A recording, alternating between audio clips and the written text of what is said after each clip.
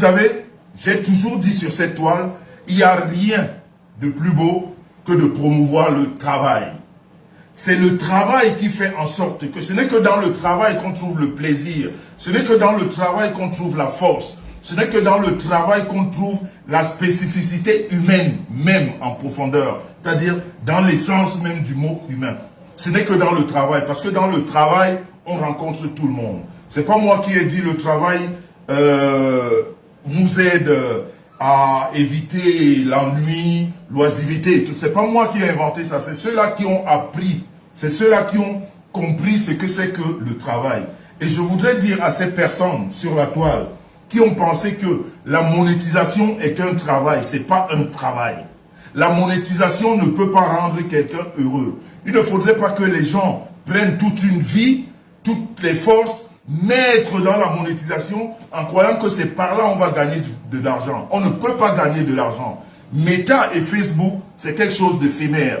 On peut gagner aujourd'hui, ça peut s'arrêter demain. Ce que l'on devrait faire, c'est d'aller faire des formations, surtout pour nous qui sommes ici dans des pays européens, qui nous donnent l'occasion ou l'opportunité de se former.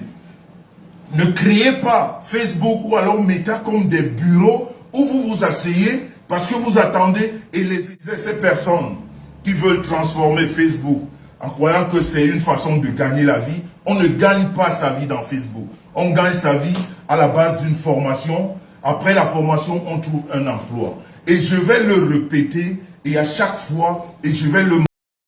Les voleurs, les arnaqueurs ne seront jamais dans la diaspora positive. On ne peut pas dire qu'un voleur, c'est quelqu'un qui a réussi. Un voleur n'a jamais réussi. Un voleur n'est pas l'égal d'un PTT.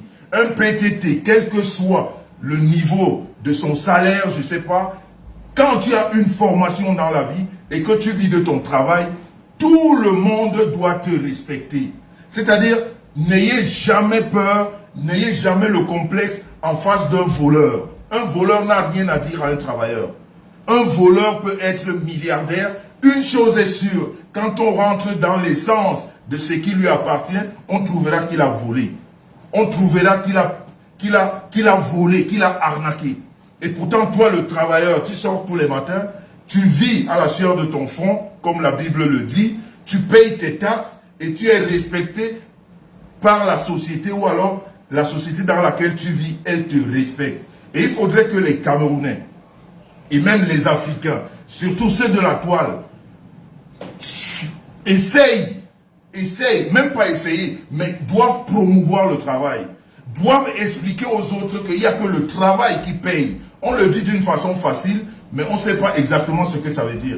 Je répète, un voleur n'a pas droit dans la cité. Quand vous avez un voleur en face de vous, rappelez à ce dernier que tu es un voleur. Si tu n'es pas un voleur, essaye de nous expliquer comment est-ce que tu vis. Un assisté social non plus n'a pas droit dans la cité. Quand je dis droit dans la cité, ce n'est pas droit de parler. C'est pas ce que je dis. Dieu nous a donné la parole, on peut tous parler. Mais je vais dire, face à des PTT, vous tous là, les gens, les assistés sociaux des voleurs, vous devez du respect aux PTT. Et ceux-là qui organisent, je ne sais pas quoi, quand vous organisez quoi que ce soit, pensez d'abord aux PTT. Parce que c'est les PTT qui représentent la diaspora positive. Et non le contraire.